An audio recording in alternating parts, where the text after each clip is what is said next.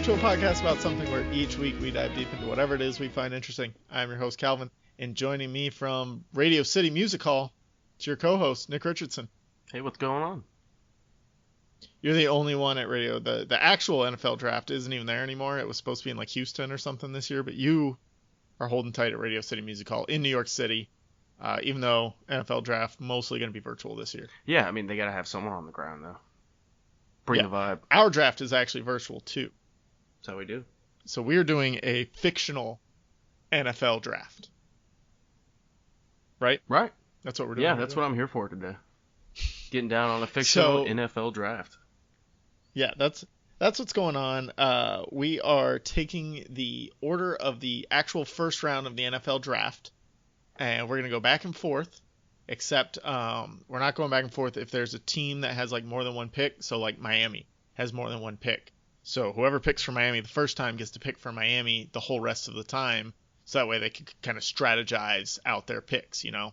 And we are going to pick fictional football players. Hell yeah. For movies. It's going to be For dope. movies, TV shows, you know, whatever. There are a shitload more than I thought there would be. You know, this in the research, this went a lot deeper than I thought it would. I'm okay with that. And yeah, it led to some really good things. And also, they don't actually have to be fictional football players. We could pick real players if they were in a fictionalized version of a movie, which there are a few out there, and we may have picked some. You'll just have to wait and see. Stick around, find out. But we didn't do any, like, a documentary doesn't count. It's got to be a fictionalized, The Express, The Blind Side, those type of movies. So no 30 for 30. Yeah, 30 for 30. Yeah, you can't pick Bo Jackson from 30 for 30 on Bo Jackson. That'd be fucking dope, though. Yeah, especially because that 30 for 30 was based heavily on the Tech Mobile version of, not O.J. Simpson, Bo Jackson. Thank you. Why did I get confused? I don't know. Anyway, the 30 for 30 was focused on the Tech Mobile version of Bo Jackson, who was way better than the actual Bo Jackson ever seemed to be. What? So if we could have picked him, that would have been good. That would have been helpful. That dude was a monster. Now he can barely walk, unfortunately. Poor guy. We couldn't bring video games into it because then we could just pick everyone from Madden. That's not really fair. Or, you know, there's those old games in the 2000s where, I mean, there was that one play that you could bust off a touchdown like every time. I mean, I remember that pretty vividly. Or you'd get 2000. That might be a good draft also, is like best year Madden performers. So you go like straight off 2004 Mike Vick, where you just basically run an all streaks play and bootleg him out to the left, and he's gone every fucking time. Yep, there you go. Held it exactly.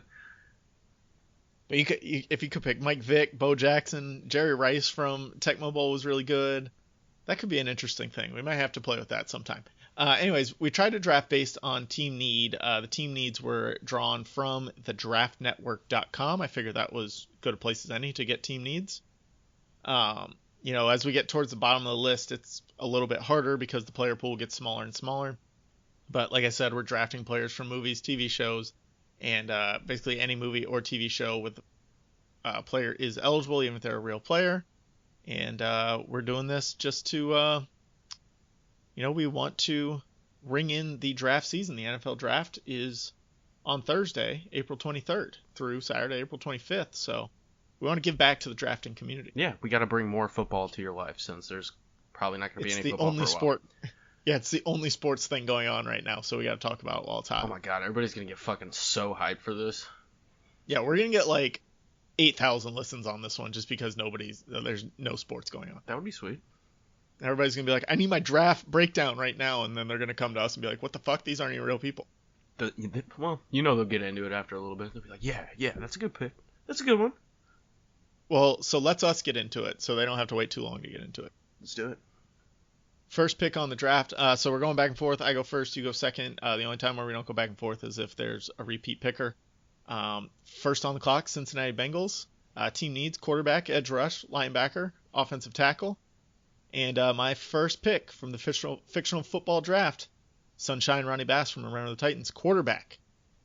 A lot of things that I looked at, you know, I pulled from a couple different things. Willie Beeman was often the top guy picked, or definitely the number one rated quarterback.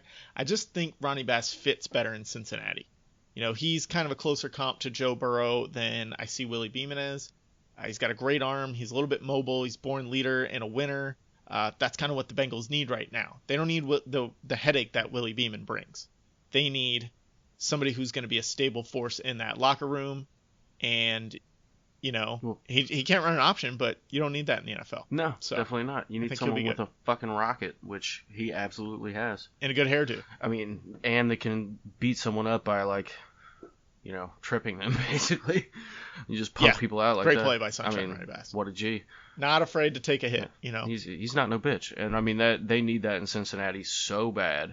So, I mean, I like the... A.J. Green needs somebody who can actually, throw the ball to him. If, A.J. Green can only run for so many more years. Dude's, 31, 32 now. So, he probably got another 3 seasons under his belt. But... I love A.J. Green. Everybody does. So dude's a beast. And he whooped the shit out of what's-his-face? Jalen Ramsey.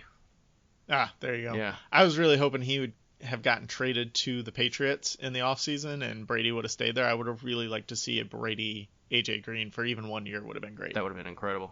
And imagine Sunshine Ronnie Bass throwing in the... I must say, I think it might be a little bit of a reach at number 1. It might be, but you gotta take a quarterback. I agree. And in Cincinnati, I like Ronnie Bass better than I like Willie Beeman. I think that might work. All right, I'm game for that. All right. You don't have to be. That's my team I'm building here. You're on the clock with the Washington Redskins. All right, team needs for the Redskins. God, I fucking hate the Redskins so much. Edge rush, offensive tackle. That's why I took the first pick, so I didn't have to pick for the Redskins. Yeah, fuck them. Linebacker, tight end, and corner. So I went ahead and I picked Michael Orr from The Blind Side. I'm sure everyone. It's a great pick. Yeah, I'm sure everyone remembers this guy. And he almost fits too perfectly for the Redskins. This was such an easy pick for me because, it feels immediately a bunch of needs that they desperately need to fill. Trent Williams needs to go. He wants to go, and they can get some draft picks back for him, slide him right in, and you replace him on a rookie deal. Shit's dope. The number 2 overall pick's going to make some money, but still. He's a freak of nature. Dude is an absolute giant. And he can grow with your other first-round pick the year before, Dwayne Haskins. So, yeah, Michael Orr. Yeah. Haskins needed to be protected for sure. Absolutely. And Michael Orr from The Blind Side is a great pick because Michael Orr from The Blind Side is way, way better than Michael Orr ever was in real life. I know, and that's what made this pick so easy. It's just okay, yeah. Since we're in the realm of the hypothetical, I'm going with it. And I'm sure Michael Orr in high school was as much of a beast as the movie portrays him to be. Oh, fuck yeah. But... his NFL career was not stellar. He's fine. He's fine. He was a 77 rating on Madden, which is that's okay. For how that dude had all the skills. He could have been an absolute fucking great. And in this situation, I think he would be, especially under Ron Rivera coming in. But I don't think he ever really figured out how to use his leverage, his giant ass, and his hands. Figure that shit out. Yeah. Dude. And this draft is based heavily on performance in the fictional medium. Exactly. What did they do in the movie or show we watched? Not how would they have progressed had they made it to the NFL. That Sunshine Ronnie Bass in real life would have never actually made it to the NFL. But how he played in Remember the Titans was phenomenal. Exactly. Same thing with Michael Orr. He did actually progress to the NFL, but he was nowhere near as good as he was portrayed in The Blind Side. So I like that pick. Boom. So I'm on the clock with Detroit Lions. Team needs at number 3. Team needs cornerback, which they just, I don't remember who they signed. I didn't write it down, but they signed somebody in free agency. Darius Slay. No, he left. No, the Eagles. That's right. Yeah. I'm sorry. But he was there before, but they signed Desmond Trufant. Oh, man. They need interior defensive line. They need edge rush, safety, wide receiver, linebacker. They just need fucking everybody. Desperately. So I went with Switowski. No first name Switowski, defensive line from the longest yard. I really, really, really, really, really, really, really wanted to pick a tight end because the Lions love picking tight ends. They do. Before anyone else would even think about picking a tight end. Um, Like, that's our guy. but I went with how a smart person would draft and filled an actual need instead of just going, hey, there's a good tight end on the board. I mean, thank God that they don't draft this way in real life, or the Bears, my team, would be fucked. I mean, they did for a couple years there. They got Sue, they got Nick Fairley back-to-back years. Like Willie they had Young. a strong. They got Ziggy Ansah. Like they were trying to build that defensive line, and then they went tight end heavy for the next couple years. They just struck out repeatedly. Poor Yeah. bastards. So Sotowski, he's a big interior D lineman. Exactly what the Lions need right now. They need to bring back some of that Nick Fairley, Ndamukong Suh gusto. It would fit Matt Patricia's defense really well. He likes to kind of clog up the middle and then have your corners kind of be the strength on the outside. And I think you'd be hard pressed to find a bigger interior lineman in this draft to clog up running lanes than Sotowski. I mean, he brings some pressure right up the middle, clogs up those Oh my God! Imagine that dude. Well, in that division too. So that's Well, a no great great pick. running backs in the division. Well, exactly. I mean, you're trying to get beat by Aaron Rodgers, which, I mean, if he's got a couple good corners on his very limited receivers, we'll see. That's a And toss his up. very limited quarterbacking skills. Yeah. Well, what'd you say? Rodgers is fantastic. Trubisky is just, obviously Fuck not very Rodgers. good. And then I am not a Rodgers fan. I have been on record. I'm absolutely not a Rodgers fan, but you got to give it to the guy. He's fucking I good don't. at football. He's not. Oh my God, you hater. We're not going to go into it right now, but Either way, great pick. I'd love to see Switowski absolutely just crush him. That'd be so awesome. all right. New York Giants on the clock. New York Giants. We make picks a lot faster here than the actual NFL draft too, which is nice because we actually have been making them for the past 2 weeks, so that helps. Yeah, absolutely. I'm really glad we had some time to think about this more than, well, shit. You'd think they'd go faster, but they're like stretching it out. But we're not going to do that to you guys. This would have really been hard to do like live Oh, God. because there were some spots where I'm just like, okay, I'm completely out of people and had to go deep on rosters, fictional rosters. Yeah, drawing blanks. All right, so yeah, number 4, New York Giants. They need some OT, linebacker, edge rush, safety, and wide receiver help. So I picked Julius Campbell from Remember the Titans. Great pick. Definitely top edge rusher in the draft, I would have to say. He's up there with LT from Any Given Sunday for sure. Well, I don't know if he's but I an mean edge. he's technically a linebacker. But either way, Julius Campbell, they desperately need some edge rush, and I mean, they really, really need to get back to their roots, which is dominant defensive line play. Fuck, man, they stole 2 Super Bowls from Brady, in my opinion, even though, fuck Brady too. But he can play. No, I like Brady. Hey now. He can play either side of the line. He's super versatile. I mean, he's a super smart player as well. They just signed Blake Martinez in free agency. And I mean, he was a Packer. Fuck that dude. But he's a great backside linebacker. So, I mean, pressure off the edge, this dude would clean it all up. That'd be a perfect combo. And the dude is just a grinder. I mean, he fits the culture in New York perfectly. So, yeah, Julius Campbell for the G-Men. Yeah, I like that pick. Good team leader. Also, really helped defeat racism. Remember the Titans. Without him, I don't think the Titans could have defeated racism. He got Bertier on his side. And I think the Giants desperately need one of those glue guys in their locker room right now. Oh, God, yeah. And he talked about the teams that beat the Patriots in the Super Bowl. I loved those Giants teams they had the NASCAR package where it was Strahan and Kiwanuka and O.C. Umenyiora out there, and Pierre-Paul. Who's the guy that blew off his finger? Jason Pierre-Paul. Like that was such an amazing defensive line with everybody just being so fast and able to get to the ball. So fast and so fucking powerful. I mean, he'd fit right in. I think he could probably beat Strahan's single season record. Yeah, I agree. We'll see. Julius Campbell. All right. Miami Dolphins are now on the clock with pick number 5. They need a quarterback, offensive line, safety, edge rush. Seems like every team needs edge rush. They need a whole lot more than these. Let's just say that. Yeah, that's true. My pick here is Steamin' Willie Beeman, quarterback, Any Given Sunday. This is honestly the easiest pick of the draft here. And, by taking the first pick, I kind of set myself up to take 2 quarterbacks and made it easy. Like, if I didn't pick one, I could pick the other one later. So, that was nice. Like I said before, a lot of people have Willie Beeman as the number 1 QB in the draft, and just thanks to a complete bonehead move by Cincinnati, he's available at number 5. Cincinnati doesn't pick him up, that's the Dolphins win. Super athletic, super dynamic. He's got a rocket arm. A little bit of concerns over how well his style will translate to the NFL. And, Miami kind of exceeded expectations last year with Ryan Fitzpatrick. And they've got this great offensive foundation now with the coach there, with some of the weapons they've got on offense. I kind of expect Beeman to come in and not miss a beat. And I kind of expect the same thing for Tua Tagovailoa, as long as he's healthy. Yeah, I agree. Tua, if he's healthy, Tagovailoa, that's what we're going to call him. Tagovailoa. I think dude, that's a great pick. I think he'd fit in with Miami perfectly. Like, that dude would be an absolute... He's going to be doing Metrex commercials out on the beach. And he'll be doing he'd be a star of, a fucking star of Miami. Let's just take this here. The Sharks from Any Given Sunday are also based in Miami. So, it's really just a perfect fit. Oh, I agree 100%. And I mean, let's just leave it at that. Dude is an absolute beast. He'd be in a music video. He can do whatever the fuck he wants if he's in Miami.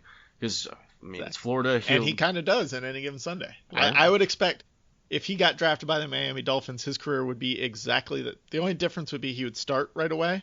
He wouldn't sit on the bench behind Fitzpatrick. Well, Fitzpatrick, who is Dennis Quaid is Ryan Fitzpatrick, obviously. Yeah, yeah. He's got that's a perfect comp right there. I think he was kind of put out there to be Brett Favre-ish in 1999. That makes sense. Okay, yeah. In 2020, I think he is Ryan Fitzpatrick. That's what Dennis Quaid is now. That makes perfect sense. All right, LA Chargers on the clock. That still is weird to say. Yeah, I get it wrong every once in a while. Well, I only got it right because I wrote it down and it's in front of me. Yeah, I'm looking right at it. Otherwise, it's the Bolts is really just kind of what I reverted to. But they need some QB, offensive tackle, cornerback, offensive line, and wide receiver help, which also seems like pretty much everybody needs some OT. They need some help. But I went ahead and I picked Paul Wrecking Crew from The Longest Yard, a.k.a. Adam Sandler. Motherfucker's a beast. Well, see, here's the problem with Paul Crew in The Longest Yard. Is he's way past his prime. But of course, Phillip Rivers has been for 6 years too. There you go. Fits right in the market. He's gonna be like what was that guy's name that came out? He's 28 and he got drafted. Chris Winkie. No, Brandon Weeden. He got drafted by the Browns. Brandon Weeden. Yeah. Chris Winkie was Brandon Weeden before Brandon Weeden was. Oh, okay. Different times, I guess. But yeah. I think he's a perfect pick for LA. I gotta say, it might be even the easiest pick in the draft because it's a new team, new city, new logo, new era quarterback, and they need a personality that can really fill that fucking market because they've needed something. Yeah. They've needed something. Now they got the market. Phillip Rivers is not a personality. Well, no, and in San Diego they were never really a giant draw, so I think they'll be better in LA. I think they'll be able to attract more of a crowd, especially if they got someone like Paul Wrecking Crew. Dude is a fucking personality. Not to mention... Well, with the Rams kind of taking a step back last year... Oh, yeah. LA is open for grabs right now. Yeah, it's up for... It's as big time. Who are you going to be fans of? It's kind of like how the Clippers and the Lakers have been the past couple of years. It's just... Shit's been wild out there. They need a good leader who's not just going to throw the ball away or, maybe gamble away their win, I guess. I don't know. I don't really remember the plot all that well. But yeah, he's got great pocket presence. He's not going to throw a ton of interceptions, and dude's got a cannon and can make plays. He's got legs, too, and Phillip Rivers never had that. No, not at all. So, yeah, that's my pick. I like that. All right. Carolina Panthers at number 7 on the clock. They need defensive line, cornerback, linebacker, offensive line, wide receiver. So they just need a fucking whole team here. Cam Newton on the trade block, but technically they currently have a quarterback, and they've got Teddy Bridgewater in there now. So they're pretty solid at quarterback, I would say. Other than that, they need everybody. And running back. Christian McCaffrey's there for the next 50 years, I think. At least. He's the face of the franchise till they do him dirty. I went with a new face of the defense. Somebody to take over for Luke Kuechly. He's getting up there in years. Thomas Davis, I think, just retired. I went Bobby Boucher from the Waterboy at linebacker. Straight up tenacity. He's got a nonstop motor. Just sometimes needs a little push, needs some motivation. Get the opposing team to talk about his mama a little bit. He can rush up the middle. He can come off the edge. Not a great cover guy, But I don't know that they need him to be. They just need him to get to that quarterback. Um, might be lacking in the mental state a little bit. He's not. You can't put him out there to be the quarterback of your defense. That's for sure. Definitely not. But he's gonna make sure everyone's hydrated, and honestly, that's the most important part of football. They need that, man. Hydration. It's Yeah, Carolina Panthers. It gets hot down there. And it does. dude, that's a great pick, especially with Kuechly's retirement. I mean, Did he retire? I couldn't remember, and I didn't want to look like an asshole and say that he retired, and he didn't. I'm second guessing myself. I'm pretty sure he retired, but they desperately need that again in the middle of their defense, and they could draft around him and or trade around him to kind of support him Yes, he did mentally. retire. Retired at 28 years old. Yeah, we're gonna see more Yes, of that. you just like I said, he can't quite fill in fully for Luke Kuechly because he can't run your defense. Do not give him that responsibility. He's not going to be able to do it. No sir. Plus, if your kicker ever needs some motivation, he's there to help with that too. I mean, like you said too, he's a hydrating machine. He's got everybody's Yeah, back. that's true. No Gatorade. No Gatorade. H2O. All right, Arizona Cardinals on the clock, Nick, at number 8. Boom. They also need a whole team, including offensive tackle, edge rush, They don't need a wide receiver. linebacker. Maybe not anymore. Tight end because they were given the gifts from the gods. Like, what the fuck is wrong with this dude?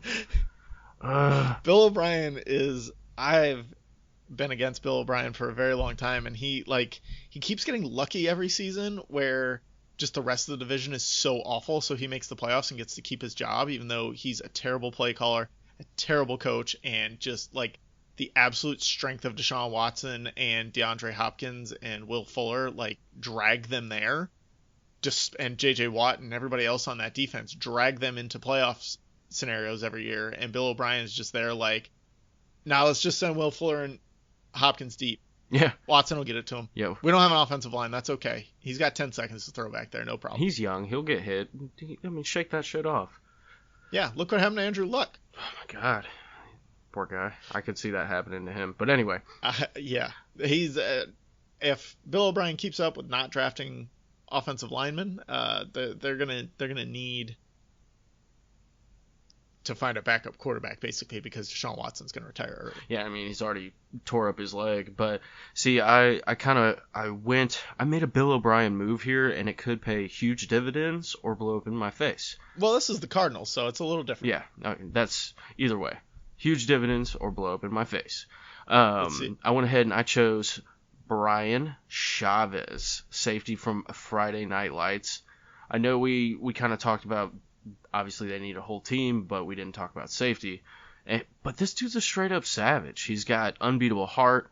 I mean, he turns a pretty good secondary. Like what do they still got Patrick Peterson back there? He's still pretty good. I think he brings him back to the edge of elite. He's young. He can blitz like a motherfucker, and he's more of like a hybrid safety linebacker than anything, which is kind of where I think that's where defenses are starting to go. Like there's a lot of hybrid players in the NFL right now, and dude's a utility player. He can do whatever. Yeah, this may be a bit of a reach for Chavez so early. I had Chavez late first rounder, but he's a great player. I will give you that. I just 8 is high, especially when they're like Arizona's got to shore up that offensive line same way Houston needs to. They've got to protect Kyler Murray, and now Chase Edmonds in the backfield. They got to give Kyler Murray time to get the ball to his new weapon, DeAndre Hopkins. If it were me picking, I would have went offensive line, but I like the Chavez pick. I think he's a good player. Just maybe a reach a little bit. We'll see. We'll see how it pans out. Well, yeah, we'll see. I think Kyler Murray is gifted with his feet. So I was really high on an offensive lineman initially, but I think Arizona desperately needs some good defense in their lives because he needs time to be on the field. Like I think Kyler Murray, if he's on the field and he can wear people down a little bit, dude's gonna dominate, and that's kind of why I went defense, especially safety, because if they can keep other opponents' points low and turn the ball over quickly and get it back to their offense, I think Kyler Murray can put up some points. Well, that's definitely true, especially in this Cliff Kingsbury offense. Now, here's something about that's why here's something about this draft that I like that you picked a safety here because a lot of teams need defensive linemen and offensive linemen. And there just aren't that many focused on in fictional movies. Like, nobody gives a shit about, like, when you're watching a movie, nobody really cares about the offensive defensive lineman. Every once in a while you get one thrown in there. So this could have gotten to be a very boring, very hard, like, we got to look deep for another offensive lineman type of draft. So it's good that you picked somebody that wasn't an offensive lineman because this could get boring pretty fast. And, like, I think we're going to go on a run here of just straight offensive and defensive linemen for a little bit. Yep. And then towards the end, we get some corners and receivers in there. But, like, a lot of teams just need offensive, defensive linemen, and they're often the safest draft picks. Yeah, most of the time they are. You're not worried about an offensive lineman busting because you can get another one next year. Exactly, and there's For some reason, there's no short of 6'5", 300-pound dudes. Yeah, corn boys, I like to call them. Like our center in Chicago, dude is a straight corn-fed Midwestern, giant guy. So that's how a lot of offensive linemen are. So Jacksonville Jaguars on the clock at number 9 need interior defensive line, cornerback, safety, QB. I'm not so sure they need a QB, wide receiver, and edge rush. I like Gardner Minshew. I think if I were the Jaguars, I'd be going for QB 3rd to 5th rounds. I wouldn't be going after one in the 1st round. That's just me. Yeah, that's pretty high to go after a quarter. I don't think. Let Minshew play on his rookie contract. Let him prove himself or let him fuck up. If you draft somebody late, then you're not putting that much money into him. If Minshew does suck, then you can try and bring him in. I mean, Russell Wilson was a 3rd rounder, and look at how he turned out, right? Yeah, but I mean, dude's a special player. But I agree. Well, yeah. I agree. You're right. So I went defensive tackle here, Vernon Littlefield from Ballers, the HBO show. I've never seen this. I do not know of Vernon Littlefield. It's fine. Vernon Littlefield he's one of the main characters. He's a D lineman. Gets a huge contract from Dallas. That's pretty much his whole story. Builds a esports team in the last season. But he's a big deal. He's a good dude. So Jacksonville just lost Calais Campbell this offseason.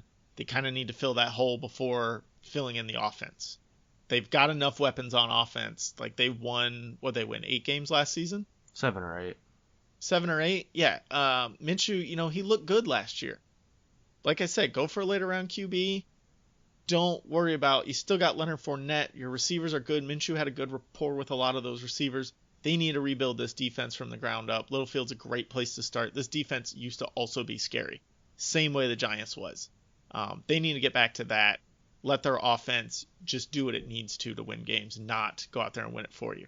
I think focusing on stopping the run is a great place to start in this division. You got Derrick Henry, you got David Johnson in there now, Marlon Mack, and pretty much all 5 running backs they throw out there in Indianapolis can beat you one way or another. So I just think bringing in Littlefield, rookie contract, that's going to help bolster the defense and keep money open to kind of build around him through free agency over the next 3 years. They still got Yannick Ngakoue there. They can have the pieces. Miles Jack is still there. Telvin Smith is there. Great linebacking core. They just need to get that defensive line up to snuff and fill in some defensive back positions now. Well, I bet you Ngakoue stays if they draft someone like Littlefield. Because, I mean, that would be... If they can show that their defense is going to be great, then why wouldn't Yannick Ngakoue stay there? Well, I mean, they were great, 2-3 years ago. It wasn't even that long ago. It was when Bortles was there. They made the playoffs because Bortles was terrible, but that defense was so good that it didn't matter. Which is that's what their identity needs to be. Like, I'd never liked the Jaguars more than when they were just a nasty fucking D. Bortles I'm the same way. I like teams that have like these great fast defenses, like those mid 2000s Giants, mid 2000s to early 2010s Jaguars. Those teams that just get off the ball and get after it. The Seahawks with the Legion of Boom, their defensive backs were great, but they had a fast defensive line and a fast linebacking core as well. The Jaguars with Miles Jack and Telvin Smith have 2 of the fastest linebackers in the country or in the NFL, and they don't get a chance to show their skill because their front line is so porous. Yeah, and I mean, and their defensive backs are awful now without Jalen Ramsey there too. So. Oh yeah, and they've made some bad acquisitions in free agency, just really expensive ones. So I really like that pick, bringing in some homegrown talent that's cheap. God, they need some some cheap, talented players. And I think that you're right. It does free up Miles Jack, who is a special player. That dude is a beast. I love Miles Jack. Yeah, I wanted him so bad. So bad. You got Khalil Mack, though, so. You know, that's good. That's See, that's here's fine. an alternate reality, though. If the Bears draft Miles Jack instead of, what was that? That was Trubisky's year, right? I don't think so. I think. I think that was Might have been the Kevin year White's before. year. Yeah, okay. Yeah. So if they draft him, they don't need Khalil Mack. So you never get Khalil Mack. But you also may never need Mitchell Trubisky, so. Pluses and minuses both ways, I The guess. conundrum is real. Anyway, the Cleveland Browns are on the clock at number 10. The shit-eating Browns. They are like this close, man. I'm glad you got them, too. Yeah, I'm getting fucked here in this draft. This is Yeah, booty. You got some bad teams. Pun intended with the Browns.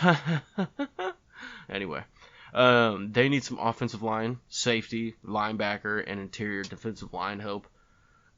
They need all of these desperately. It's a weird, glaring weakness that if they just put in some good players, they'd really be something. But I don't think they're shit right now until they draft Jamal Adams from the replacements.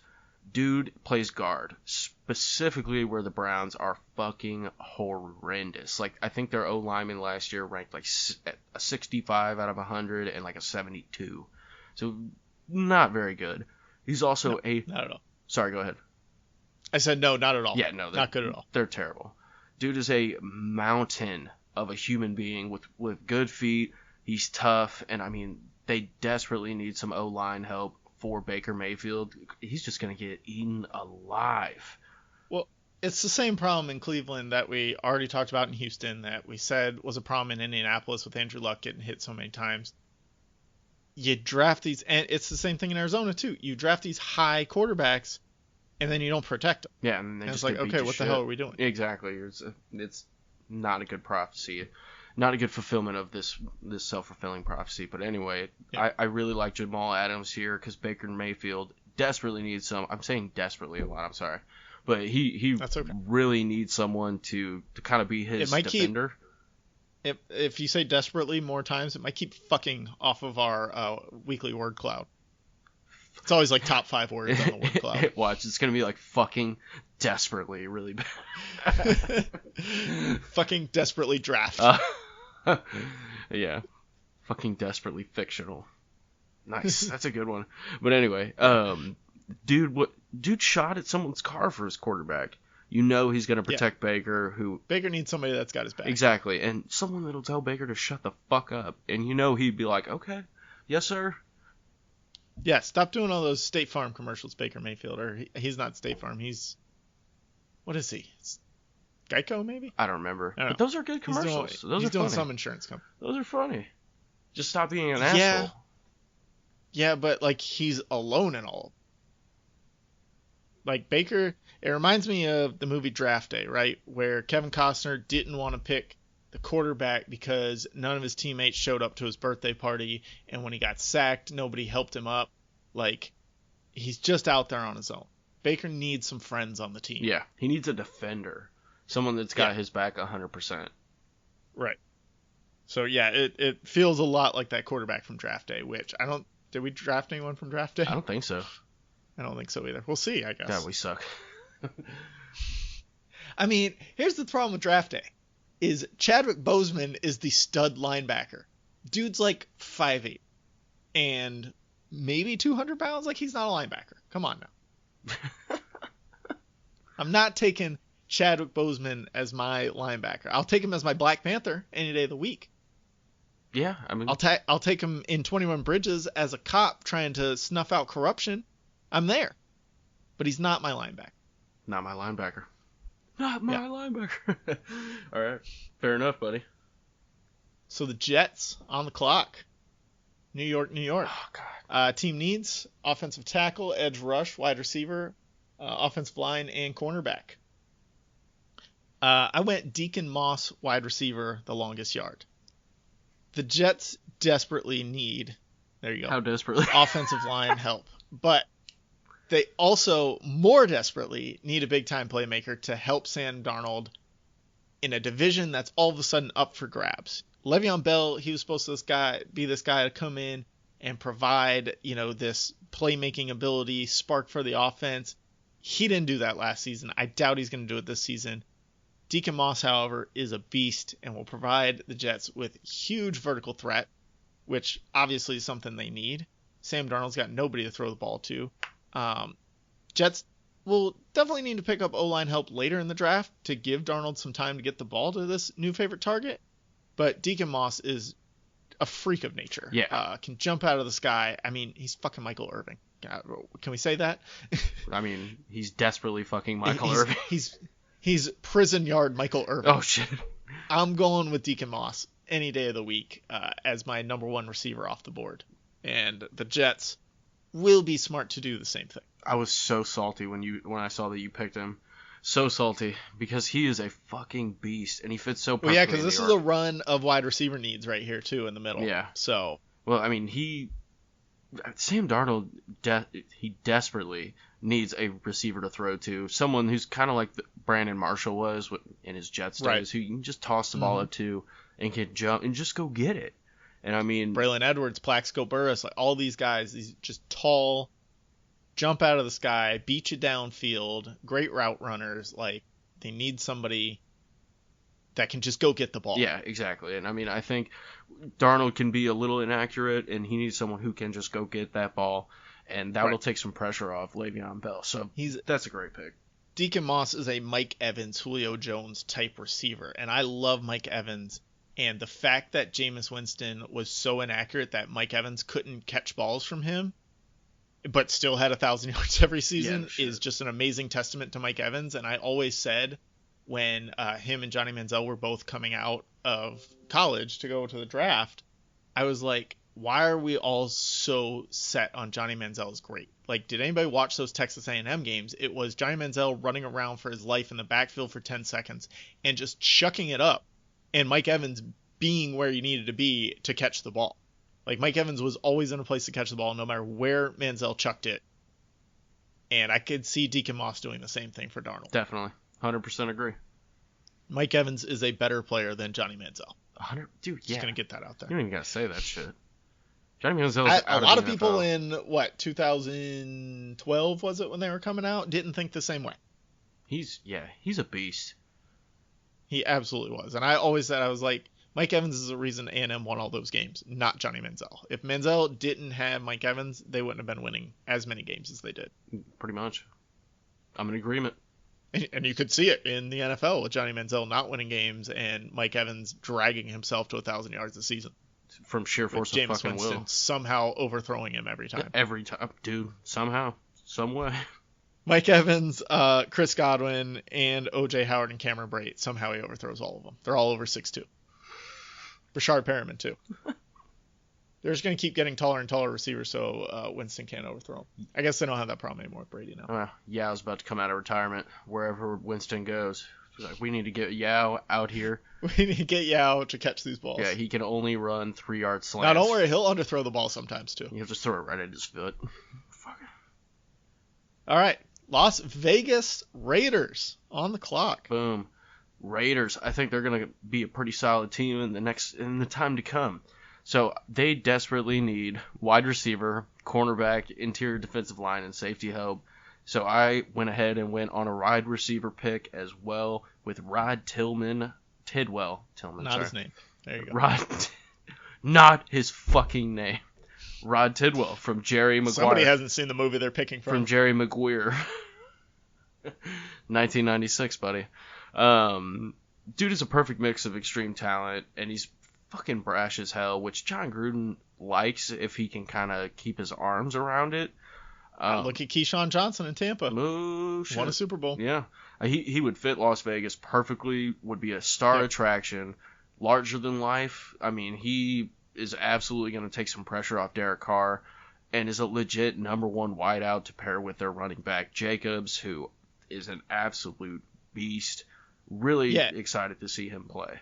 Derek Carr is a solid quarterback, but he can't be like the face of your team. Absolutely not. He's not out there. He's not going to talk to the media really. Like he'll do interviews after a game because he has to, but like he's not out there fighting for your team. You don't want to put him on a billboard. You can put Rod Tidwell on a billboard. He wants to be on the billboard. I mean, Exactly. they had 3 stars that were just all quiet. Amari Cooper is quiet.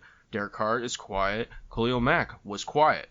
I mean, they need someone to get loud and be proud they're part of the Raiders organization. Especially in Vegas. Oh, fuck yeah. I mean, that's another team that could benefit from, recently moving and getting a star attraction there. And he's brash, he's braggadocious, but he's not a thug, which is, they need to change their identity. I think that's partially why they moved, and I don't think they need... there's no deviance in Vegas, that's for sure. Well, don't get me wrong, it's controlled chaos in Vegas, buddy. But it's, I think he's just a goofball in my opinion, he's more of a goofball and just not a thug, which is what the Raiders fucking need. He's a flamboyant, over-the-top receiver, which, I mean, in 1996 when Jerry Maguire came out, like, that's what we saw from a lot of receivers, is it was the start of the look at me culture receiver look. Yeah. Terrell Owens, Keyshawn Johnson, Michael Irving's on his way out. Those kind of guys who are great players but show up to play. They're not Antonio Brown where they're literally crazy and you're not sure if they're actually going to kill someone or not. We're talking about practice, man. That's Allen Iverson. I know, but it's a great quote. It is. All right, San Francisco 49ers on the clock. Team needs corner, wide receiver, offensive line, defensive line, and linebacker. So this could have been another place to go wide receiver, but I don't think the talent is there at wide receiver right now. San Francisco's got another pick later in the draft. I'm going to wait on a receiver till later in the draft because I think we got a little break. So I went P.D. Jones, defensive back, remember the Titans. Most sites have P.D. listed as a safety, which I don't get because he played corner literally the whole time when he subbed in for Ryan Gosling and Remember the Titans. So I don't know why everyone puts him at safety. I think they just, like, all these sites that we looked at didn't have anyone to put at safety, so they had to put somebody there, so they just grabbed a corner. Yeah, pretty much. Pretty much. To me, that just means that he has crossover potential. He can play either spot. You can put him in the nickel if you need to. Great man-to-man coverage. Able to kind of move around the field, stay with the number one if he needs to. Also played running back for most of his high school career, so he's got a sense of what the offense is going to be doing before they do it. Not going to be your best zone coverage guy. He's not going to be. That's where Allen was good and Remember the Titans. But when you need a lockdown man-to-man, you need your Richard Sherman out there, you call him P.D. Jones. Yeah, he's got great, hips. Dude can move really well. Good hips. Yeah, he's got that's important. Super awesome hips for a DB. That's why I don't know why you would put him at safety. The hips aren't as important at safety. You got to be able to turn when you're a corner. Safeties, they just backpedal and wait. Yeah, and go get someone. Dude's got hitting potential, so I mean he's kind of Legion of Boom-esque, which, fuck, buddy, if the Niners can get him, I think that'll really... Defense is going to be pretty scary. I mean, they were a Super Bowl team last year. Almost unfair. Now they've got 2 picks scary. in the first round. Yeah, almost unfair scary. I like that pick. That's a good pick. Tampa Bay on the clock. Boom. They need some OT, running back, interior defensive line, wide receiver, and quarterback help. So, they need all kinds of shit. But I went ahead and they really need, with Brady there, I think their quarterback is good. Wide receiver, I think is pretty good. They need a late round quarterback because they need a backup. They need somebody Basically. to come in 2 to 3 years. Well, and also with wide receiver, I think Brady just elevates all those guys. So I think I don't know fine. how they need wide receiver help. They got Evans, Chris. They had 2,000-yard receivers last year. Who wrote this that they need wide receiver help? But I mean, think about it. You can never have too much wide receiver help with Jameis fucking Winston. I mean, they don't have a small white guy, I guess. That's what Brady needs. Yeah. Just go run a slant, buddy. Let me get Wes Welker's available. Yeah, he'll get him in here with his cross eyes now. He doesn't know where the fuck he's at. But I chose, I went running back, man. I chose Boobie Miles. It's an early pick, but I think this guy could truly be... It's high for a running back. Yeah, it's pretty high for a running back, but... The Tampa Bay Buccaneers are going all or nothing. I mean, they signed Brady. They're going to have massive contracts on their books, and I think Boobie Miles will really help get them over the hump to playoff contention and maybe the Super Bowl. They desperately need a workhorse running back. You're really trying to get desperately to be the biggest word on the I'm word trying count. I to. feel it I'm now. trying to get off fuck, man. I say fuck way too much, and it's giant on there every time. Like I look at it, I'm like, oh great, there's fuck again. So yeah, desperately needs a clear-cut workhorse running back who can be respected by the D. And just Brady's old, man. Everyone knows Brady's a beast, so they're going to be keying on him naturally. You need someone that can pick up 11, 15, or even the little 7-yard gains when Brady's getting keyed on. And Bruce Right. Arians and Tom Brady as like his mentor, shit. I think you could not have two better men to bring you up in the league, especially as a young running back who's looking to make their career last. I think Tom Brady's perfect for that, and I think Bruce Arians is great at getting the best out of people.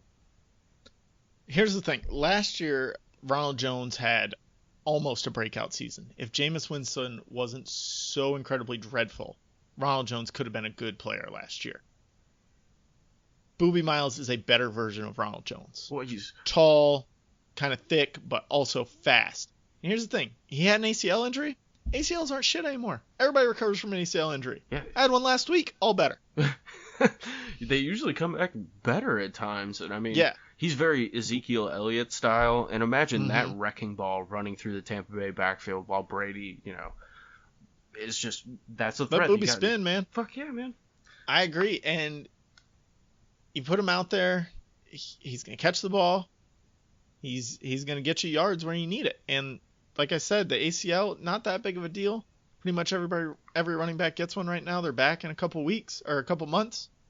Good to go. Good to go. So I don't think the injury is that big of a deal. He'll be okay. That's a good pick. I like it. Well, thank you. Denver Broncos, next on the clock. They need wide receiver, corner, offensive line, and linebacker. How much? I went with Cliff. I was going to say, how much do you think Elway's going to fuck it up? Luckily, you're drafting him. I think he'll go receiver, to be honest. It'll hit me. Because they got Drew Lock back there. They need somebody to throw the ball to. And that's what I went. I went receiver. I went Clifford Franklin from the replacements. Full disclosure, I've never actually seen the replacements. I've seen most of it on TBS over 20 years. 20 Thanksgivings, I bet. Yeah, exactly. It's always on a Thanksgiving.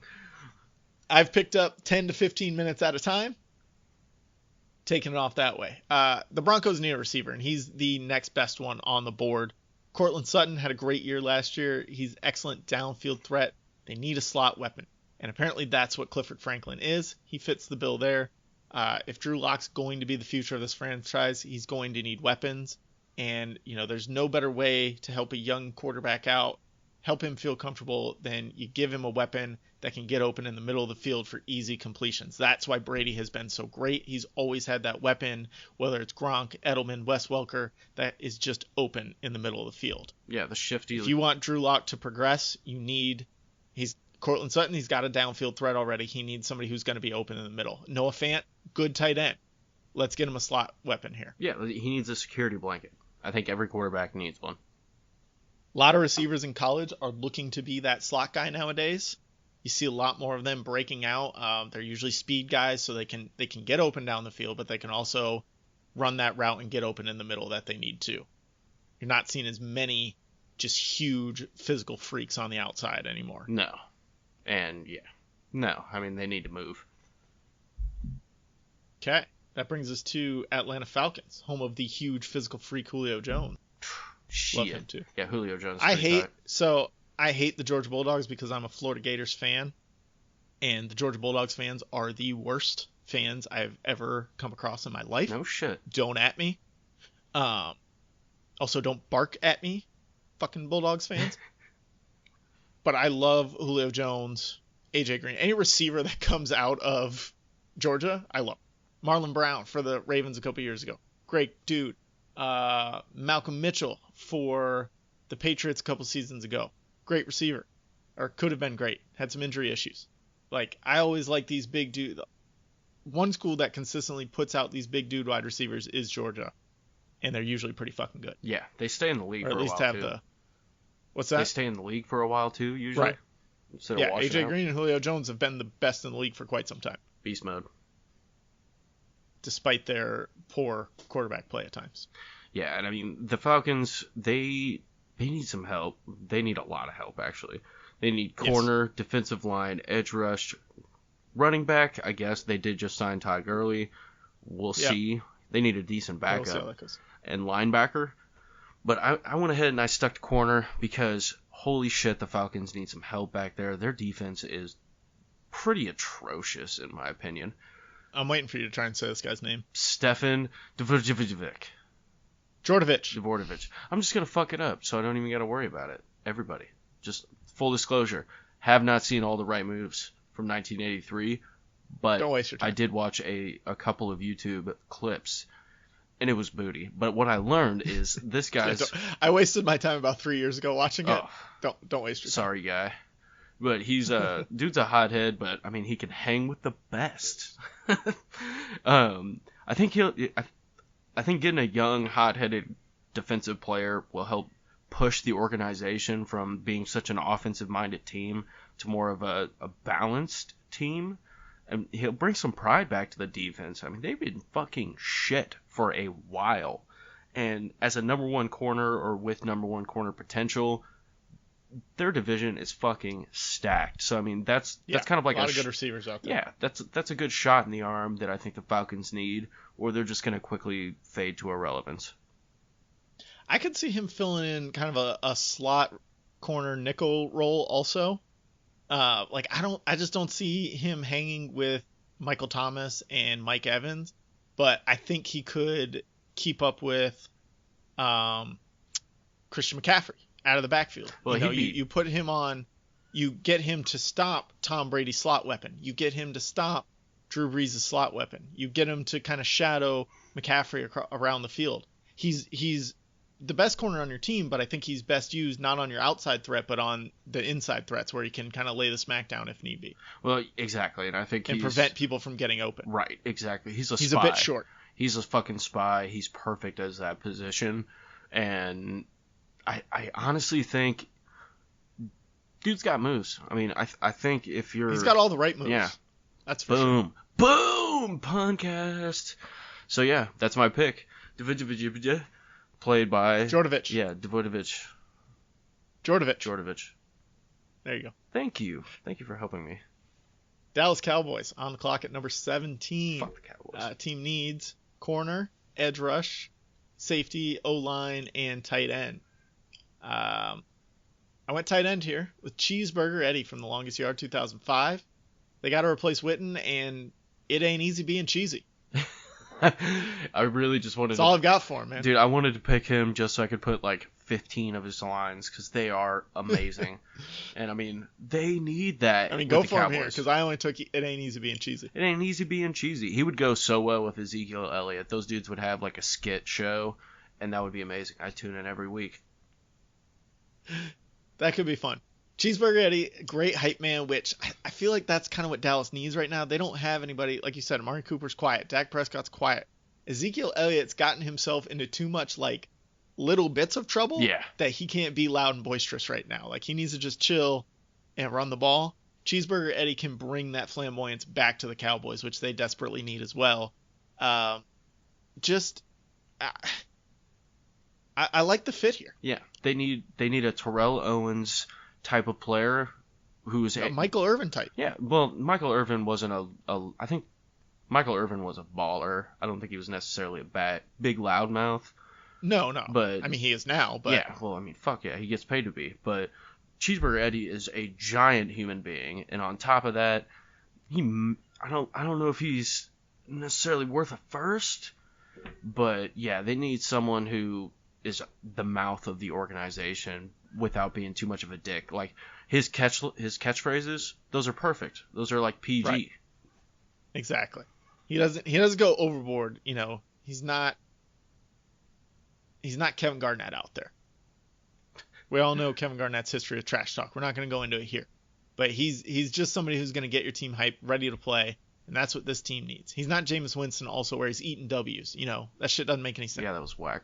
He's got some method behind his catchphrases, and he's a good enough receiver and a fast enough tight end that you can split him out in kind of a Gronk role if you need to, and he can also block when needed. So I like Cheeseburger Eddie there. It's a good pick. And I get another pick right now. Boom. Miami Dolphins back on the clock at number 18. Don't need a quarterback anymore. Still need O-line, safety, edge rush. I went with Louis Lastic, offensive line from Remember the Titans. Like I said, Dolphins drafted Willie Beeman with their first pick. Now they got to protect him. Lastic, huge dude. Physical specimen. He's large, but he's slow. If you get him on the interior, which, you'd have to move it. He was played tackle in high school. You got to move him inside. He's going to be a great run blocker. Give some openings to the running backs. Give Willie Beeman some time to throw if he needs it.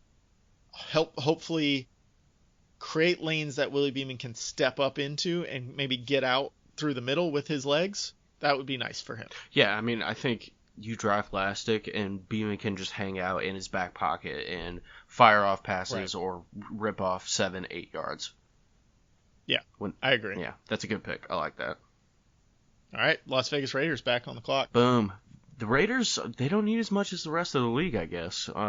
They need some wide receiver help, some corner, interior defensive line, and some safety help.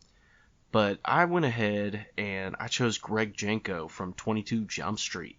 2 receivers in the first round for the Raiders. Wow. Boom. They're going, dude, they need to go all fucking out. I think they got a running back, they got a quarterback. Carson weapons. Yeah, they got a quarterback who's good enough. Their offensive line is good enough.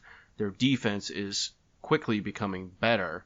And I think with Greg Jenko... They're like the anti-Bears. Like the Bears, everybody else is good enough, and they just got the worst possible quarterback ever. Exactly. And now they got like a fine quarterback with Nick Foles. Yeah. So.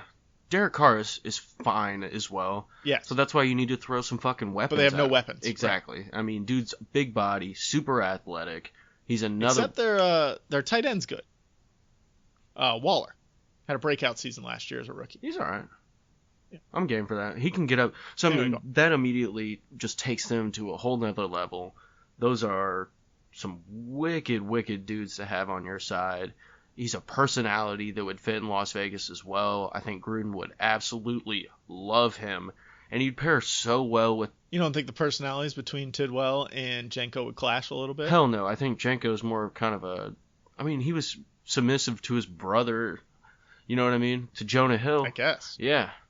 So I think Jenko would not necessarily need to be in the lead position. Like, I think he's okay following, especially because he's kind of dumb. So... Well, yeah, he's very dumb. Yeah, being at a lower standing in the first round, I could see just for the fact that Tidwell was drafted first, he's like, all right, this dude's obviously number 1. But imagine a squad of Tidwell, Carr, Jacobs, and Jenko. That's a dynasty right there. Solid. That's fucking nasty. All right, Jacksonville Jaguars on the clock. Still need interior defensive line. Not so much anymore. We picked one earlier. Corner help, safety, quarterback, wide receiver, and edge rush. I went with Earl Wilkinson, cornerback from The Replacements. Again, haven't seen this movie, so I can't really talk too much to it, but he's shutdown corner, can kind of fill that void left by Jalen Ramsey, shore up that defensive backfield now that we've got the defensive line clicking. We already talked about how great the linebacker core is. We just need to build this young defensive core and just make it better and better. You've got Ngakoue, you got AJ Boye, Miles Jack, Telvin Smith, Vernon Littlefield in there now. If you have all these pieces around, that could have the potential to be an elite defensive unit. And then just being in Jacksonville, that can keep them out of legal trouble, hopefully. Hopefully. I love that. There have been some other people in Jacksonville that have not stayed out of legal trouble. Some notable receivers over the years have had trouble in Jacksonville Blackman. Because, there are a couple before him too. But yeah, Blackman's a good example. Yeah, I was really excited for him too. I know. Justin Blackman looks so good. I really wanted him to be a beast. He was like a better Dez Bryant. Like a way better Dez Bryant. Yeah. But yeah, I love that pick. That's an awesome pick, and I think that definitely takes them back to top 5 defense and back to dragging their offense to the Super Bowl. I don't know about the Super Bowl. You still got to get through the Chiefs. Fuck the Chiefs. And I think that would be a perfect defense against the Chiefs. The Chiefs. A super fast. It's really just Pat Mahomes anyway. So. Well, I mean, he's just waiting for people to get open. But as long as you got like that speedy defense who are nasty and they can stay in those receivers' hip pockets. I mean, Baltimore had that, and we saw what happened to them twice. Touche. I'm a Pat Mahomes fan. I like the Chiefs. They're great. Pat Mahomes is great. I'm salty. Can't say anything that'll ever change my mind. I'll be salty as fuck for the rest of my life. Well, I can understand that. Thank you. Philadelphia Eagles on the clock. Boom. They need some wide receiver, linebacker, cornerback. They really need wide receivers. Even though Please they pick signed a wide receiver. Yeah. No. Even though they signed Darius Slay, bro, they got Alshon Jeffrey, who's the most Alshon mediocre. Droppery. More like it. Yeah, they paid him too much money. Nelson Drop galore. Yeah. These are good. Did you just come up with these off the top of your head? Yeah, literally just off the top of my head. Put those out there on the internet. Zach Ertz. He's great. He's more like Zach Got nothing bad to say about Zach Ertz. Well, yeah. That's pretty. Yeah, that was a decent one. He gets injured a lot. But anyway, they also need some safety and some edge rush. I chose Luther Shark LeVay from Any Given Sunday. Oh, come on. We need receivers, man. No, fuck that. Carson Wentz is not going to last very long, I think. Yeah, no shit, because you don't have anyone to throw the ball to. Well, he's going to get beat up anyway. He takes too many risks. Well, this doesn't. Picking a linebacker doesn't help him. Exactly, but picking a wide receiver doesn't help him too much either. Killing me. Can catch the ball, maybe. You got one receiver that can catch the ball, maybe the rest of them will catch one. All right, anyway, go on. I dismiss this. But anyway, yeah. I disagree. Dude is a straight-up general of the D. Immense pass rushing capabilities. He slides right in for Bradham, however you say his name, when age eventually does come calling. I think he's 31 this year. I mean, Shark LeVay is pretty old, too. You shut your fucking... He's like, no. He's like 40-year-old Lawrence Taylor. Come on now. But he's LT, bro. That's true. And mad shit talker. Set the sack record. Yeah, he's LT. That dude fucked up Joe Theismann so hard. He's also a mad shit talker. And imagine him getting in the head of Trubisky, like getting up there and talking shit to Trubisky. That's game over right there. Did you just compare like every defensive player you picked, how they would fare against Mitchell Trubisky? That's the mindset I go. I'm a Bears fan, bro. That's the mindset I go in. The answer is they'd beat the shit out of him. Exactly. Always. Exactly. And if they can punk out that doe-eyed bitch, then I swear to God, they could probably punk out half of the rest. Nick Foles is probably not going to fare much better. Aaron Rodgers, yeah, maybe. But, you get like Josh Rosen, he'd punk his ass out too. So, even though he's a bit of a off-the-field concern, I think his on-the-field talent is way more valuable. Aaron Rodgers is a known thick-skinned player. He can dish it. He can dish it. That'd be a fun commentary to see. He's not thick-skinned at all. One time a reporter said, "Oh, you're not as tall as I thought you'd be," and he got pissed off and like left the interview. My knee. Aaron Rodgers. I fucking hate Aaron Rodgers. He's a great football player. Can we just do a podcast on Aaron Rodgers and talk shit about him for an hour one time? Can we fucking please, Calvin? I swear that would be so fun. That'd be so stress relieving for me. I feel like awesome. all the podcasts about footballs we did with Eric were pretty much that for me every week. But yeah, fuck that guy. Fuck Aaron Rodgers. All right, so Minnesota Vikings on the clock at number 22. Team needs corner, wide receiver, edge rush, O-line, interior defensive line. I went O-line for their first pick. I think they've got 2 picks in the late first round. So I went offensive line, Billy Bob from Varsity Blues. Billy Bob. Big force on the interior offensive line. He plays well through injury. We've seen he can play through a concussion if he needs to. He's got maybe some off-the-field issues. Might party a little hard. But who doesn't when they're young? That should thin out as he, grows into his NFL role. He's also shown exceptional hands for alignment, so I would look for some goal line sets where Billy Bob is an eligible receiver. Stephon Diggs not there anymore. Kyle Rudolph getting up there in age. They need to bring in some interesting pass catchers. Yeah, let's get Billy Bob out there on the outside. They need as many weapons as possible, no matter the size of the package. Because, exactly. Kirk Cousins, when he... And he can protect Kirk Cousins. Oh, God. That's important. He needs that super bad. Desperately, even. Desperately. Yeah. All right, New England Patriots on the clock at number 23. All right, so obviously we all know Tom Brady left the Patriots. Finally, thank God. They did recently sign Brian Hoyer again, which that doesn't mean anything. Big fucking whoop. But they need quarterback, wide receiver, edge rush, offensive line, and tight end. So I went ahead and picked Alex Moran from Blue Mountain State. He's a bit of a slacker, but he's got immeasurable talent, borderline brilliant on the field, and he's kind of a dick and a bit of a partier. He doesn't really take it seriously, but I think if anyone could get him to, Belichick could. And with only two quarterbacks on the roster, he's got some time to learn. I think I don't know the name of the guy they got right now off the top of my head, but I think he's... Oh, I don't either. I've been trying to think of it this whole time that you've been picking for them, and it's just a complete blank in my mind. Same here. So it's something that I think he would have time to develop and kind of get accustomed to that Patriots culture. He's got a gargantuan arm and is super accurate downfield.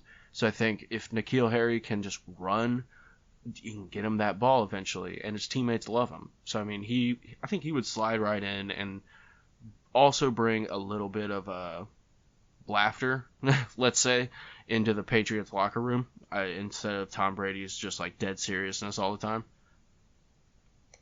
I agree. That's a good pick. Maybe Jacob Eason type. You know, they'd be looking if they're picking a quarterback in the first round, it's Jacob Eason, Jake Fromm type guys, and I think those are good comps for Alex Moran here. The guy that they have, he doesn't seem to be a QB of the future. Jarrett Stidham. That's his name. Okay. I don't think they have it in him. And you've seen what Bill Belichick's done. He's gotten big contracts for Matt Castle. He's gotten a big contract for Ryan Mallett. Both of those guys flamed out almost immediately after they left the Patriots. Yeah, they were not good.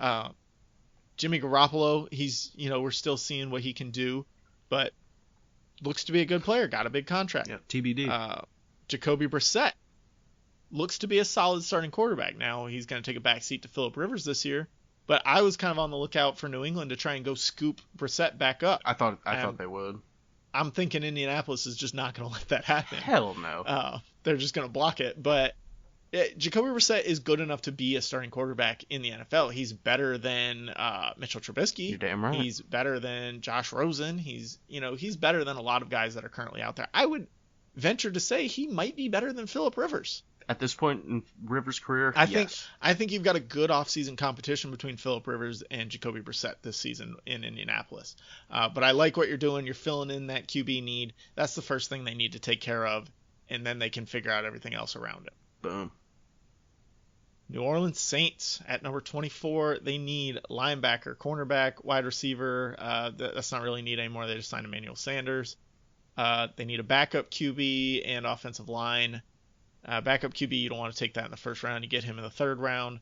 I went Eric Olczyk, linebacker from ESPN's Playmakers. It's been a while since I've seen Playmakers, but from what I remember, he's a big hitter. He's got a motor that never stops, and he has the potential to grow into the leader of the defense.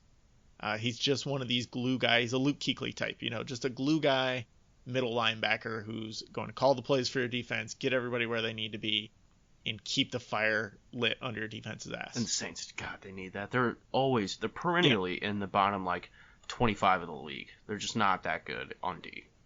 Well, and this is a good offensive division. They need somebody to lead their defense and help their offense out a little bit, because the offenses are going to score. So if they can stop people, that's going to be important.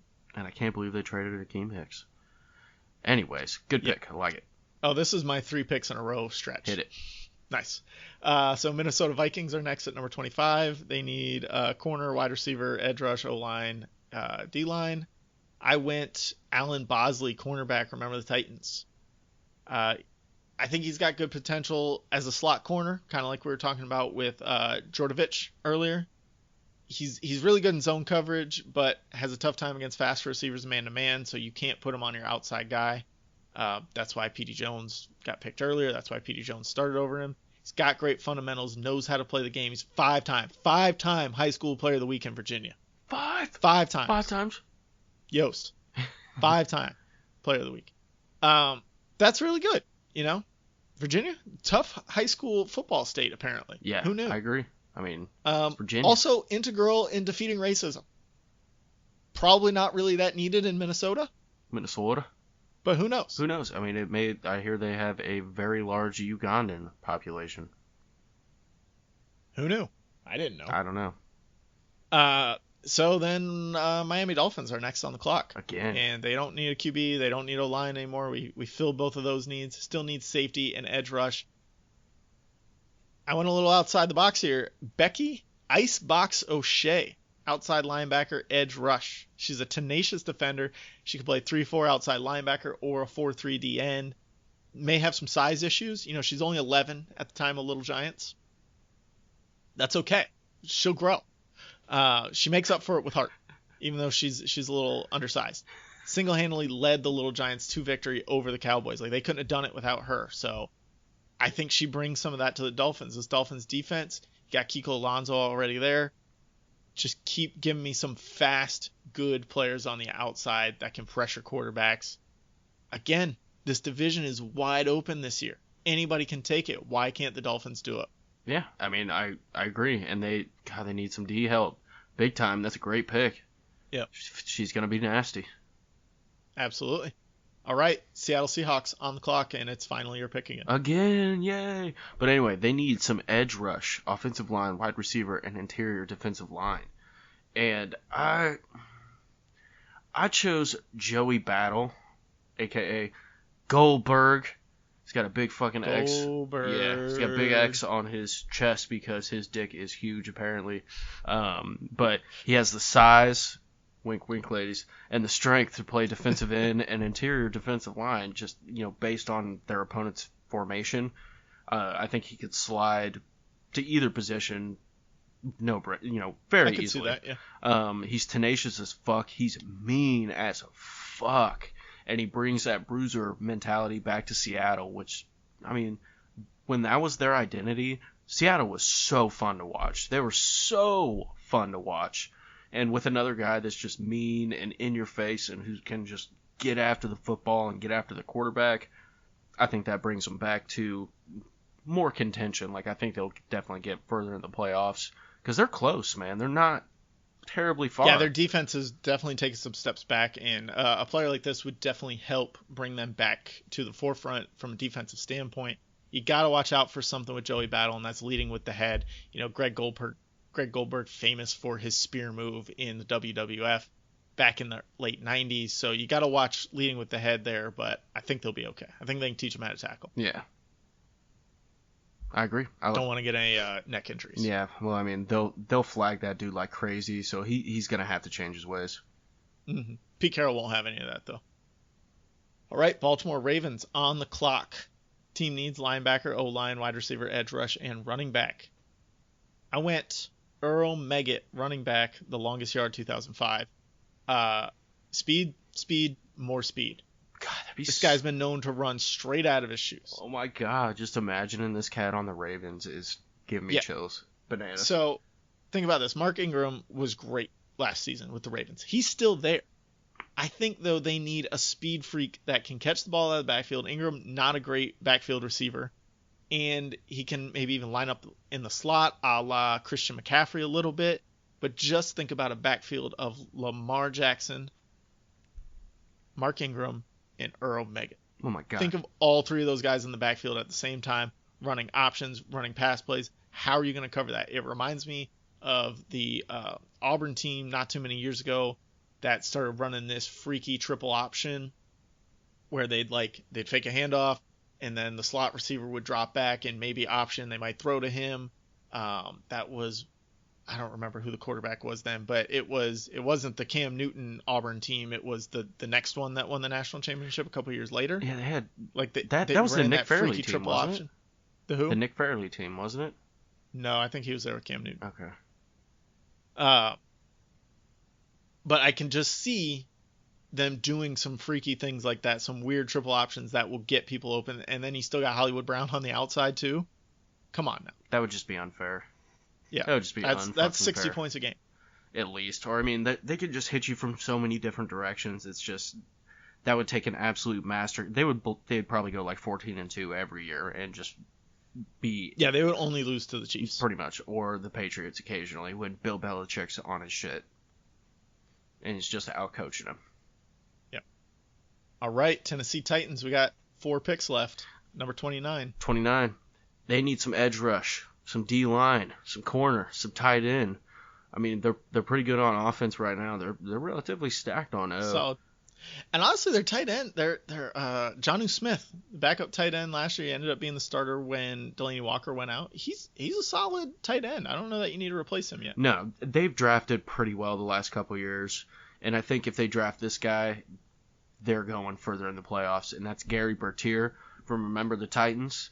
Pun, pun intended, bro. I had to go there. Puncast. You gotta pick a Titan. But the Titans, they desperately need some edge rush, and someone who could also be the face of their D. That dude he'd fit right in Tennessee. Let's be honest. Oh yeah. That's a great value at the position. I think he's paralyzed from the waist down, but whatever. Yeah, fuck it. I mean, we're going pre-paralysis. Okay. Obviously. Good idea. Obviously, It's a great idea to go pre-paralysis. I mean, we could go post-paralysis too, because he'd be a fucking icon out there. Dude would be a beast. But he had a toolbox of defensive moves to get past the O-line. Not overly athletic, but really good with his hands, really good with leverage. Makes up for it in heart. Yeah. And, I mean, he's a captain from day one, a workout warrior, and I could see him being very much a Luke Kuechly style of leader who kind of leads by action instead of being a loudmouth bitch. Again, defeats racism. Big part of that. Racism. Teaches his girlfriend that she also shouldn't be racist. Yeah, and all his friends, because they're dicks too. No, because Ray is still a heavy racist at the end. But Kate Bosworth, she comes around, gives Julius a handshake. And that's important in Tennessee, I think. I agree. Anyone who's fighting racism in the South right now is going to be an important person. Amen. So, Green Bay Packers on the board. Team needs wide receiver, tight end, interior defensive line, corner, linebacker. Who did I text you? I texted you like some joke quarterback that I was going to pick for them. Fuck, I don't even remember.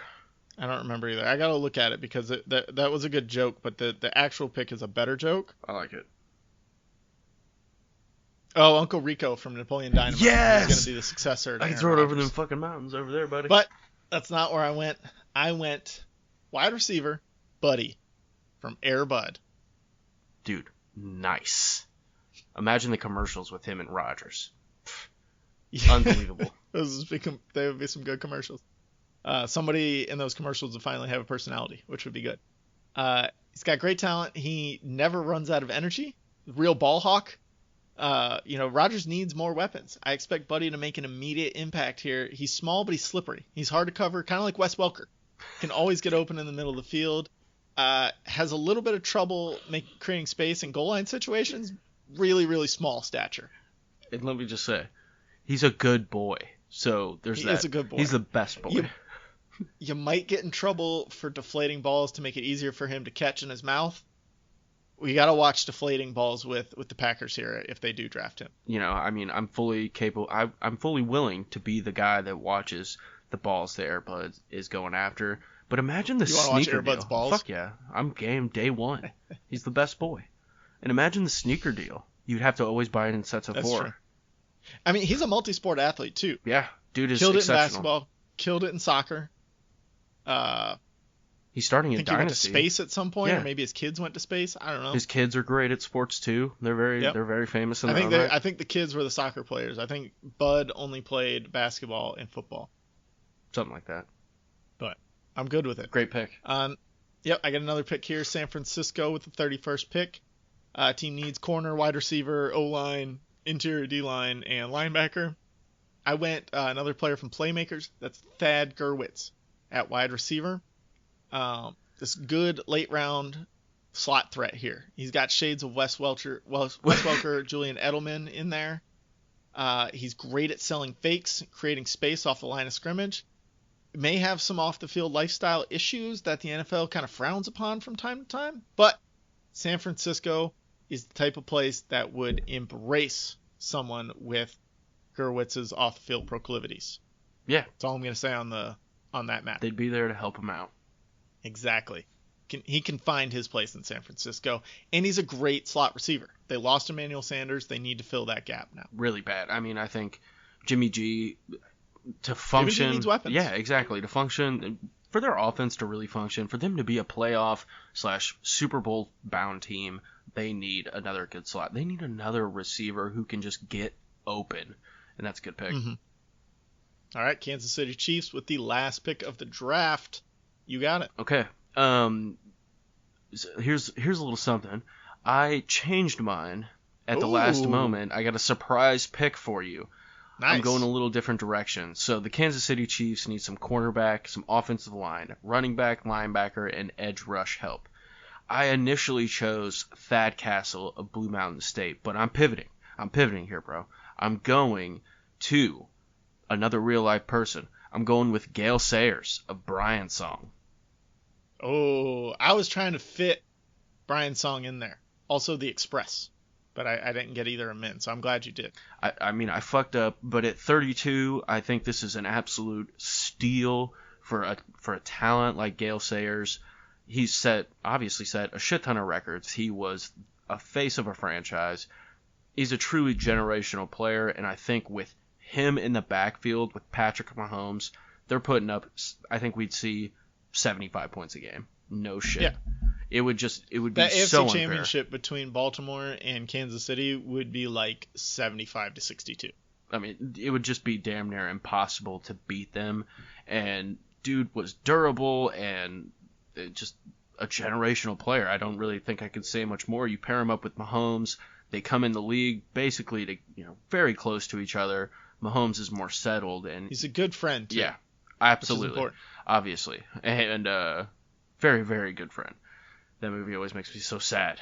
But I've only seen it once, and I was probably like 14 when I saw it, and it didn't have the full impact it should have had on me at 14, but I get it. Yeah. So yeah, that's my pick. Gale Sayers with the 32nd pick in the fictional fantasy NFL draft.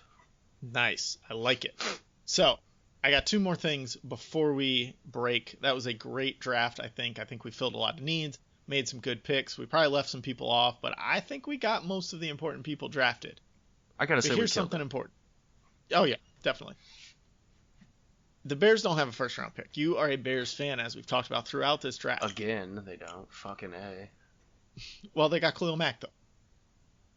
If they had a pick here, which fictional player are you going after for the Bears? You see, the reason why I switched was partially because of this. I gotta say, I would probably choose Thad Castle for the fucking Bears. They need some more line. I think with Roquan Smith. I mean, you could pick somebody who's already picked. Well, I honestly think Thad Castle really is like the perfect fucking player.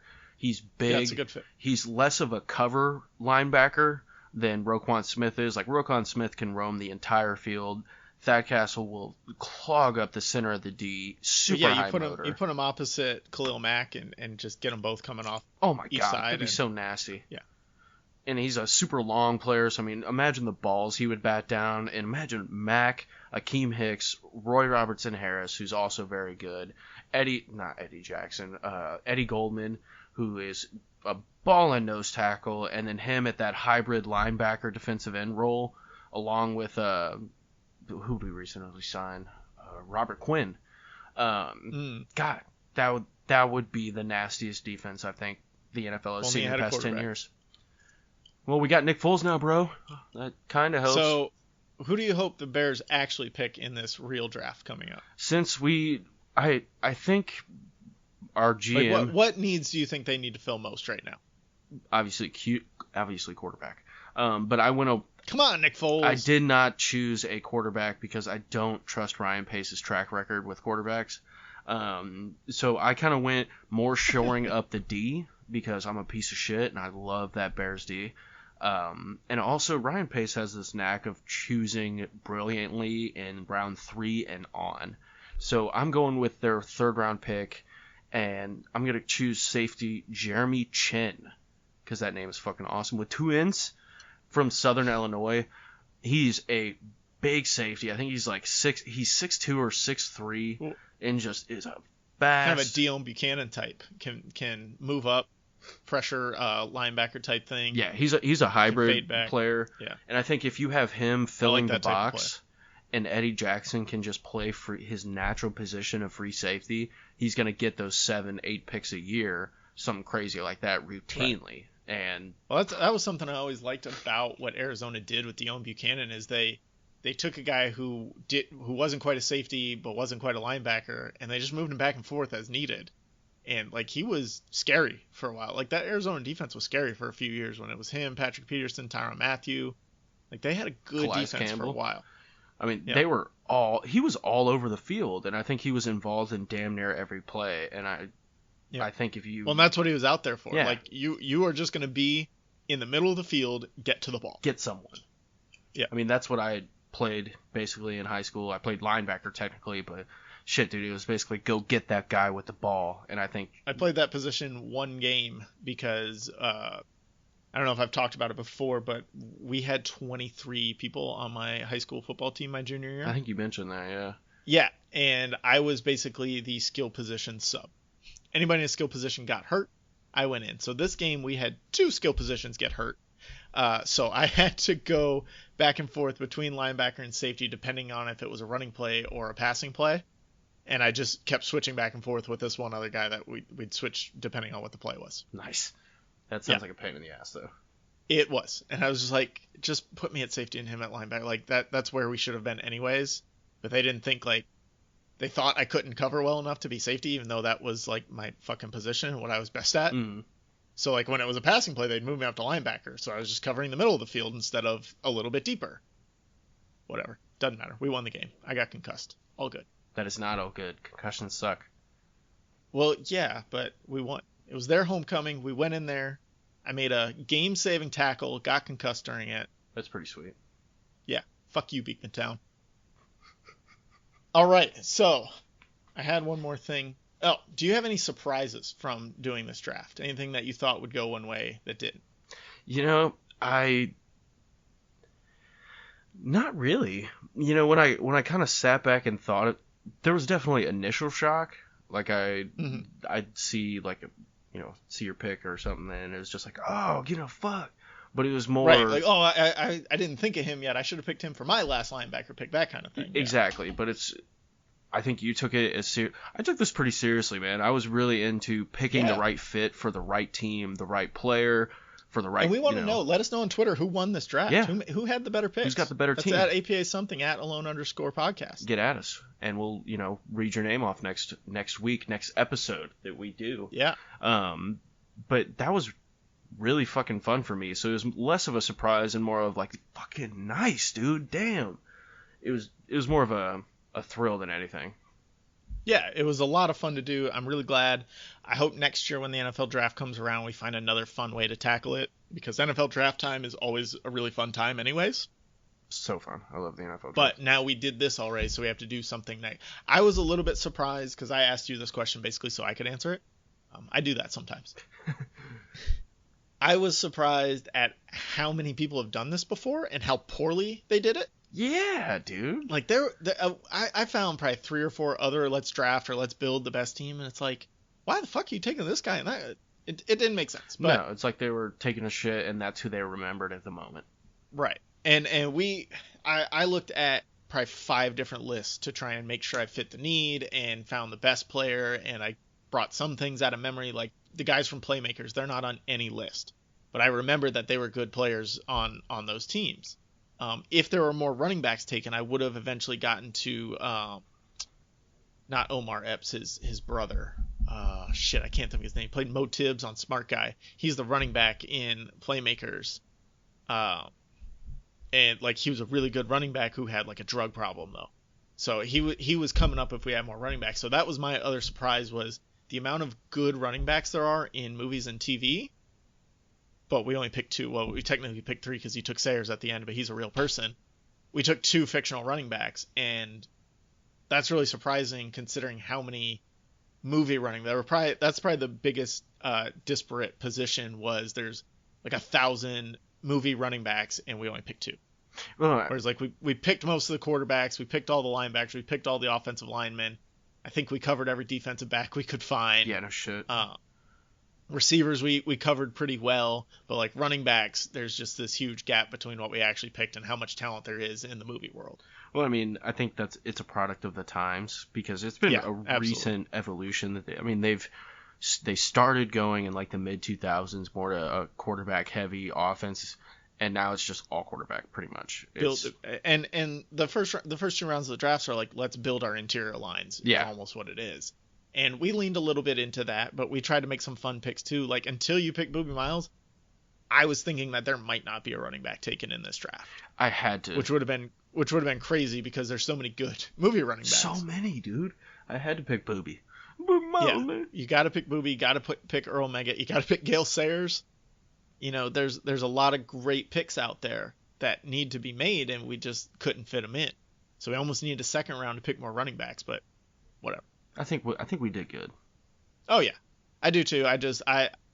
When we started, I was like, oh, this running back's good. I want to save a spot for him. This running back's good. Like I expected to have 5 or 6 running backs picked, Yeah, and same it just here. didn't happen. Well, it's just like, man, he's just not a good fit here. I No. can't do it. Everybody has a good enough running back, and it's so like even Arizona, who let David Johnson go, like Chase Edmonds is good enough there right now. You don't have to replace him. He had a great season last year. Didn't they get Kenyon Drake? Yes, and they have Kenyon Drake. Kenyon Drake and Chase Edmonds both did really well last year. Both of them have the opportunity to be a bigger star in that offense. Why are you going to pick a first round running back for, Agreed. I agree. So, that's all we got for the fictional NFL draft of 2020. I'm looking forward to watching the actual NFL draft on Thursday. I'm really excited to see how it goes virtually. Yes, sir. It's gonna be sweet. A lot of these teams are afraid they'll get hacked or their scheme will get taken by somebody else. I'm thinking there's going to be a lot of network drops of just like, Jacksonville, you're on the clock. Oh, Zoom went out. Sorry. Yeah. Oops, sorry. And they're all worried like, oh, we're not going to have enough time to get picks in. Like, I don't think that's going to be bothered. Like, everybody uses cell phones anyway, so you can just call each other and talk about trades, or you can call your pick into Roger Goodell even if your Zoom drops. Like, there's no way that you shouldn't be able to communicate. You might lose something like a Zoom connection, but you should still be able to communicate enough to get your picks in. But yeah, I mean, they do it virtually all the time. When you got the players that are at home, little home parties and shit like Right. that. I wonder if they just no, it's live, so they couldn't really send it in after the fact. So yeah, I mean, they could do No, it. they have like camera crews set up. Didn't you watch Party Down? I did. Not well, I don't really remember a whole hell Yeah. of a lot of it. They did a draft party one time, and like the camera crew's there all the time, but they don't turn the cameras on until Draft time. they need to. Yeah, until there's like a reason to. The network says, hey, we're going to look in this guy's house now and see what he's thinking. That's fair. All right, so that's the fictional NFL draft. Real NFL draft takes place Thursday, April 23rd. Check that out. We picked better teams than the actual NFL teams are going to, so Goddamn. maybe you don't need to watch it because we already picked the better teams. But you'll watch it because we're all starved for football. Exactly. Check us out on Twitter at APA something at alone_podcast. Let us know who won the draft. We are very interested because I definitely won it. Debatable. All the music for Podcast About Something is provided by those cats. You gotta stay sassy. Stay classy. About to